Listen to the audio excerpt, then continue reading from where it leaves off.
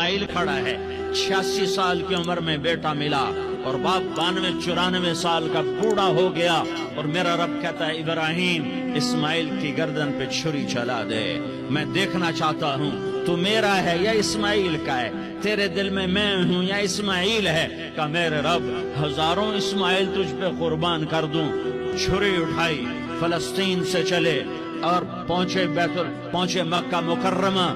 بیوی سے کہا بچے کو تیار کرا دو، سیر کرانے لے جا رہا ہوں۔ بچے کو تیار کرایا، آج پہلی دفعہ بچہ باپ کو دیکھ رہا ہے، انگلی پکڑ کے اچھلتا ہوا جا رہا ہے، میرا ابا مجھے سیر کرانے لے جا رہا ہے، یعنی خبر کے چھری کے نیچے سے گزارنے لے جا رہا ہے، اور لیاری والوں کو پیغام دینے جا رہا ہے کہ اللہ پر ہر شے قربان کرنا سیکھو، اللہ کے لیے ہر جذبہ چھوڑنا سیکھو، ہر شے سے ہٹنا سیکھو، جہاں اللہ ناراض ہے